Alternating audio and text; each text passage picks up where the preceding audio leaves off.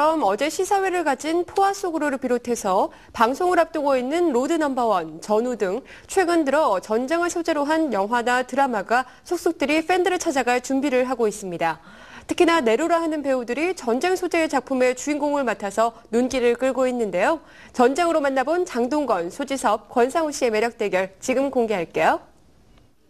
로맨틱한 남자 친절한 동건 씨 장동건, 느낌 있는 남자 소지섭, 아빠로도 배우로도 만점인 권상우. 대한민국의 내노라 하는 새 배우 장동건, 소지섭, 권상우에게 또 하나의 공통점이 생겼습니다. 바로 전쟁을 소재로 한 작품에 뛰어들었다는 것인데요.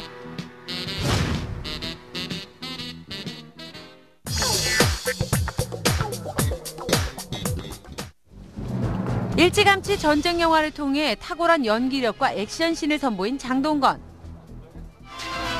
장동건은 영화, 해안선, 태극기 휘날리며 무국 등을 통해 선 굵은 전쟁 영화에서 그 역량을 과시했는데요.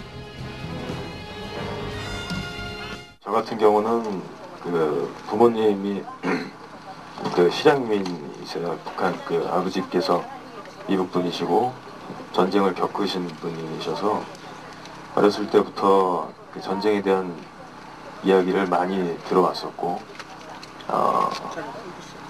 이제 그런 것들이 이제 좀 영화를 찍으면서 간혹 아버지한테 들었던 얘기들이 영화 속에 들어있는 경우도 있고. 특히나 태극기 휘날리며를 통해 보여준 장동건의 연기에 많은 이들이 눈물을 빼앗겼을 만큼 그의 전쟁 연기는 탁월했습니다. 제가 맡은 역할은 이진태라는 역할이고요. 전쟁에 이제 휘말리게 돼서 전쟁터에서 동생을 지키기 위해서 노력하는 그런 믿음직스러운 형의 역할입니다.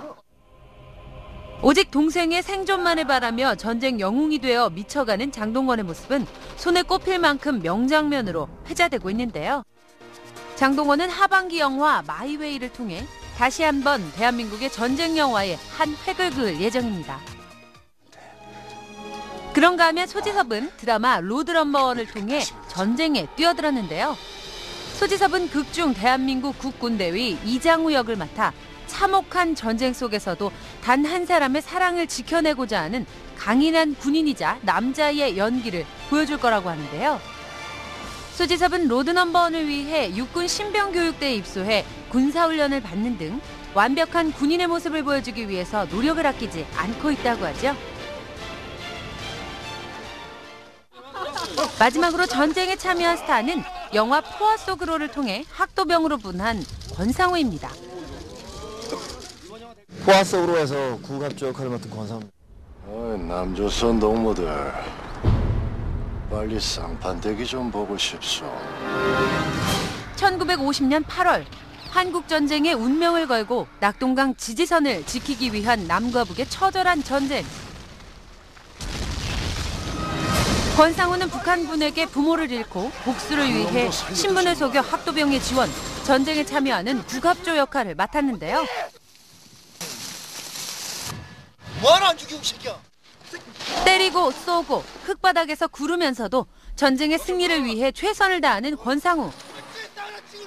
몸을 아끼지 않는 그의 전투 장면은 벌써부터 많은 기대를 받고 있습니다. 올 때는 우리 길게 늘어뜨려서 와야지. 사실은 발목이 인대가 찢어져가지고 영화 촬영할 수 없는 좀 약간 상황까지 갔었어요. 근데 그때쯤이 아마 마지막 엔딩 전투씬이었을 거예요. 그래서 그때 걷기도 힘들었는데 트럭에서 뛰어내리고 이럴 때 좀 많이 아팠지만 몸은 많이 다쳤지만 이게 좋은 작품이 나와서 굉장히 뿌듯하고 기분이 좋습니다. 멀리 봐도 느낌이 있는 세 남자 장동건, 소지섭, 권상우. 그들은 군복을 입고 있어도 빛이 나는데요. 다 똑같은 옷을 입고 있는데도 왠지 모르게 눈에 띄는 남자 장동건. 군복 역시 예외는 아닙니다. 흙먼지가 묻어 있어도 피에 흠뻑 젖어 있어도 그의 군복 스타일은 예사롭지 않는데요. 로드 넘버원의 소지섭 역시 마찬가지입니다. 소지섭은 드라마에서 보여주는 군복뿐만 아니라 백상예술대상 레드카펫에 드라마 촬영 모습 그대로 참석해 눈길을 끌었는데요. 지금 기분이 어떠세요?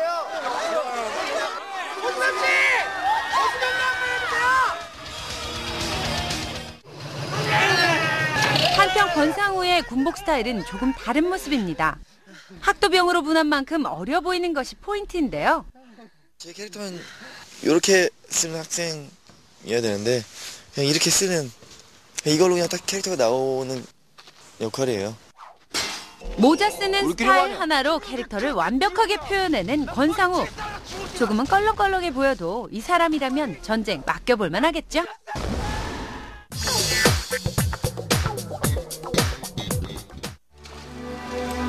오는 6월 첫 방송을 앞두고 있는 최수종 주연의 드라마 전우 역시 한국 전쟁을 모티브로 하고 있습니다. 전쟁보다 더 전쟁 같은 전우는 1등 중사 최수종이 이끄는 2소대 1분대 대원들의 생사를 건 임무와 파란만장한 여정을 집중적으로 보여줄 예정이라고 하는데요.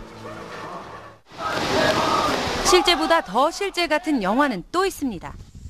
대한민국 1%만이 갈 수 있다는 최정예 특수부대, 해병대 특수수색대를 배경으로 하는 영화 대한민국 1%에서는 대한민국 군대를 실감나게 보여주는데요. 찍으면서 정말 군대에 왔다는 느낌이 많이 들었어요. 내가 군대인가 촬영장인가 그럴 정도도 많았고. 그렇죠. 또한 한국 전쟁 중 국군 종군 기자들이 남긴 다큐멘터리 영화 정의의 진격이 60년 전 사선에서라는 제목으로 복원돼 개봉을 기다리고 있습니다.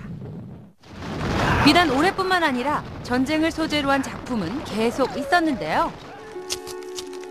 참혹했던 전쟁을 팝콘처럼 달달한 순간으로 탈바꿈시킨 웰컴 투 동막골. 전쟁의 아픔을 누구보다 뼈아프게 느낀 소녀는 울지 않는다. 목을 따오는 것이다. 북을 향한 서로 다른 관점을 만날 수 있는 실미도와 공동경비구역 JSA 역시 전쟁을 소재로 해 많은 사랑을 받았는데요. 살려주세요. 그럼에도 불구하고 2010 전쟁이 주목받고 있는 데는 이유가 있습니다. 올해 이제 6.25 기념하는 그런 행사들이 많이 있어서 그런 콘텐츠들이 나오는 것도 있지만 그 남북 관계에 대한 생각들이 과거에 비해서 반공시대에서 많이 변해왔기 때문에 그런 것들이 많이 나오고. 화려한 액션과 입이 딱 벌어지는 큰 스케일. 거기에 더해진 한국 사람만이 느낄 수 있다는 민족 애환은 한국 전쟁 영화만의 특징인데요. 지금 현재 있는 세대들은 전쟁의 어떤 그런 그 참혹함이라든지 그런 걸 실제로 잘 모르는 세대입니다. 그렇기 때문에 이런 그 전쟁 콘텐츠들이 과거와 달리 굉장히 리얼리티를 추구하는 측면들이 있거든요. 이제 그런 것들이 많이 보여졌을 때 실질적으로 그런 전쟁에 대한 이해, 그 전쟁에 얼마나 참혹한 부분들이 있는 것인지 이런 것들을 이해할 수 있는 부분이 생길 것이고. 특히나 2010년은 한국전쟁 60주년을 기념하듯 전쟁을 소재로 한 작품이 쏟아지고 있는데요. 현재의 불안정한 시국과 맞물려 우려의 목소리가 커지고 있는 이때 전쟁에 대한 바른 이해가 필요할 듯 싶습니다.